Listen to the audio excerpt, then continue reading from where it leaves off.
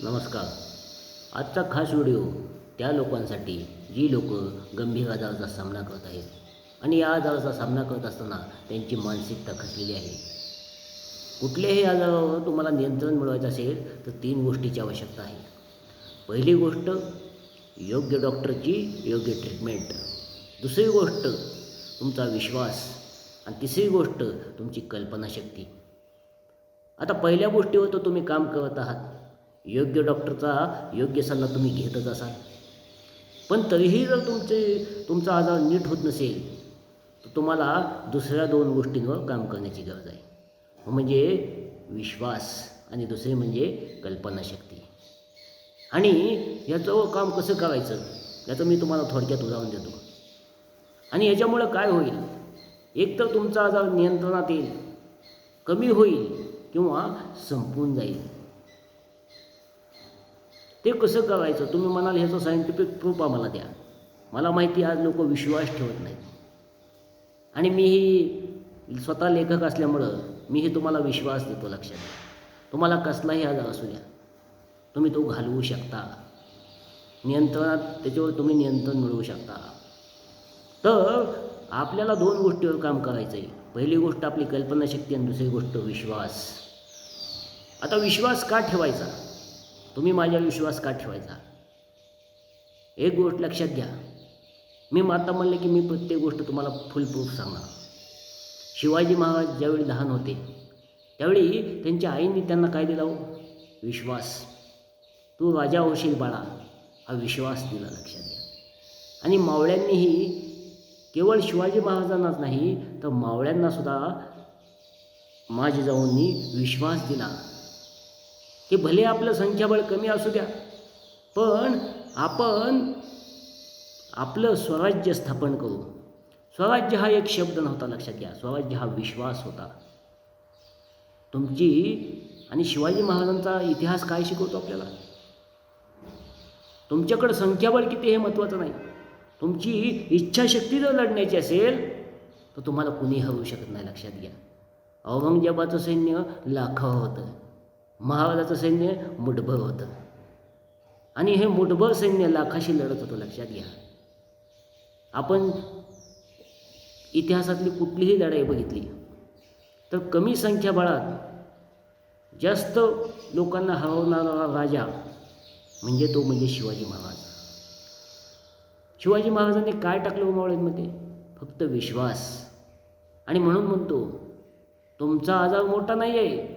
जसा औरंगजेब मोठा होता तसा तुमचा आजारही मोठा आहे, पण तुमची इच्छाशक्ती जर लढायची असेल तर तुमचा आजार तुमच्यावर काडीचा परिणाम करणार नाही. हा आहे विश्वास. तुम्ही विश्वास ठेवा. कुणावर ठेवा? डॉक्टरवर. दुसरी गोष्ट मी जे बोलतो त्याच्यावर. कारण मीही पॅरालिसिससारख्या रोगाशी सामना करून आज तुमच्याशी बोलतोय. काय झालं नाही विचार. तोंड वाकडं झालं, हात वाकडा झाला, पाय वाकडा झाला, लो BP, हाय BP, चक्कर आली, मळमळ आली, एक दिवशी आडवा पडलो छातीत दुखून. आणि तरीही मी आज तुमच्यासाठी बोलतोय, तुमच्यासोबत बोलतोय. का? कारण मी स्वतः एक लेखक आहे आणि मला एक गोष्ट कळाली की आपण जर विश्वास हरवलो, मी जर माझा विश्वास हरवला तर माझं आयुष्य संपलं. कुठलीही लढाई जिंकण्यासाठी मानसिकतेची गरज असते. लक्षात घ्या. मनाने खचलेला माणूस कधी युद्ध जिंकू शकत नाही. आणि म्हणून जर तुम्हाला तुमच्या आजाराशी सामना करायचा असेल तर तुम्ही मनाने खचू नका. हा विश्वास मी तुम्हाला देतो आहे. आता दुसरी गोष्ट कल्पनाशक्ती. कल्पनाशक्तीचा उपयोग करून आपण कसा रोग घालवू शकतो? आता नीट आहे का बघा. कल्पनाशक्तीचा उपयोग करून आपण कसा रोग घालवू शकतो? सगळ्यात पॉवरफुल काय आहे माहिती आहे का? आपलं अंतर्मन. आपल्या अंतर्मनामध्ये एवढी शक्ती आहे की प्रचंड शक्ती आपल्या अंतर्मनामध्ये दडलेली आहे. तुम्ही म्हणाल ते कशी? आणि अंतर्मनाचा उपयोग करून आपण रोग घालवू शकतो का? हा प्रश्न तुम्ही मला विचारा. आणि विचारा तर अंतर्मनाचा उपयोग करून रोग कसा घालवायचा याचं मी एक तुम्हाला छान उदाहरण देतो. गोष्ट नीट कान देऊन ऐकायची, मन लावून ऐकायची. हो का? काय असतं, एक माणूस रस्त्याने जात असतो, किंवा अशी कल्पना करा की तुम्ही रस्त्याने जात आहात आणि मग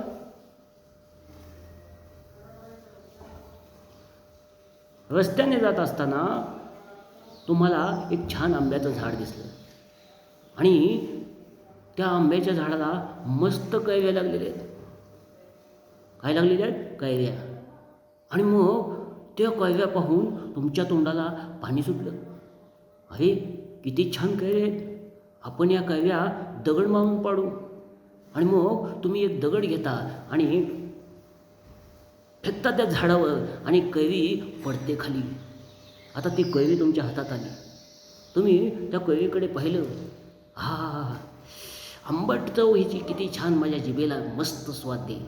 आणि मग तुम्ही काय केलं, ती कैरी हातात घेतली आणि एक चाकू घेतला आणि त्या चाकूने ती कैरी कापली आणि त्या कैरीला मस्तपैकी मीठ लावलं. मीठ काय लावलं? कैरीवर मीठ लावलं आणि ती कैरी आंबट आणि त्या मिठाची चव थोडी खारट, ती तुम्ही कैरी अशी जिभेवर घेतली आणि तुमच्या जिभेवर मस्त लाळ आली. लाळच लाळ. कशी आंब्याची कैरी लाळ, आंब्याच्या कैरीची चव कशी लागली तुम्हाला? त्यो आंब्याची कैरीची चव कशी लागली ऐकून आपल्या जिभेवर पाणी आलं का नाही? तुम्ही आंबा खाल्ला का? नाही खाल्ली? नाही खाल्ला. पण आंब्याच्या चव कशी होते, कैरीची चव कशी होते, कशी असते हे ऐकून तुमच्या जिभेला पाणी आलं. आता तुम्ही कैरी खाल्ली का? नाही खाल्ली. मग तुमच्या जिभेला पाणी का आलं? आणि अंतर्मनाने काम केलं. लक्षात घ्या, अंतर्मनाने काम केलं की ही कैरी खूप आंबट आहे आणि मग आपोआप तुमच्या जिभेवर काय तयार झाली? लाळ तयार झाली. मी हा आजार घालवू शकतो हा विचार तुम्ही तुमच्या मनात आणा आणि मग तुमचं अंतर्मन काम करायचं चालू करेल. काय म्हणलं मी हा आजार घालवू शकतो हा विचार तुमच्या मनात आणा. जसं आंब्याची कैरी आंबट आहे हे ऐकून तुमच्या जिभेवर पाणी आलं, तसं मी हा आजार घालवू शकतो हे ऐकून तुमचं अंतर्मन काम करायला चालू करेल आणि मग तुमचा आजार हळूहळू नाहीसं व्हायला चालू करेल. लक्षात घ्या, हे सगळं कसं करायचं? मी हिप्नॉटिझमचा खूप अभ्यास केला. मी मगाच म्हणलं मी पॅरालिसिसचा मरीज आहे. पॅरालिसिस झाला होता मला, ब्रेन स्ट्रोक. कधी जाईन मला सांगता येत नाही. 6 गोळ्या चालू होत्या, आज 1 गोळीवर आले. रक्तपातळीची गोळी चालू, ती पण माझा कमी करण्याचा प्रयत्न आहे. ठीक आहे, मी प्रयत्न करणार माणूस आहे. आणि मी मगाच म्हणलं की आपला सगळ्यात जास्त पैसा कुठं खर्च होतो? दवाखान्यात. तुमचा आजार पण तुम्हाला घालवायचा असेल तर विश्वास ठेवा, कल्पनाशक्तीवर विश्वास ठेवा आणि स्वतःवर विश्वास ठेवा. तुमचा आजार पण जर तुम्हाला घालवायचा असेल तर तुम्ही माझ्याशी संपर्क करा. हिप्नॉटिझमचा वापर करून आणि मेडिटेशनचा योग्य वापर करून कुठलाही आजार मी घालवू शकतो. त्याच्यासोबत तुम्हाला पाहिजे योग्य डॉक्टरचा योग्य सल्ला. ओके. आणि याच्यासाठी माझा मोबाईल नंबर मी देतो आहे 9284 866 166, 9284 866 166, किंवा मला व्हॉट्सअप करा 960 412 1995. आता राहिली माझी फीस. मी ज्या प्रकारे आजाराचा सामना केला त्याप्रकारे मला वाटतं की आजारी माणसाकडून फीस केलं म्हणजे मूर्खपणाचं लक्षण आहे. त्याच्यामुळं फीस तुम्हाला काय द्यायची ती द्या. ओके. फीस कंपल्सरी नाही, पण तुमचा आजार पण नीट झाल्यावर आशीर्वाद द्या की माझ्या ज्ञानामध्ये अशी भर पडू दे. आणि सर्वात महत्त्वाचं, तुम्ही माझी फीस नाही दिली तरी चालेल, पण समाजामध्ये आज आपण प्रचंड झाडाची कत्तल केलेली आहे. ती झाडं लावण्यासाठी सहकार्य करा, पक्ष्यांना वाचवण्यासाठी सहकार्य करा आणि आपापसात थोडं माणुसकीनं राहा. हीच माझी फीस असेल. धन्यवाद.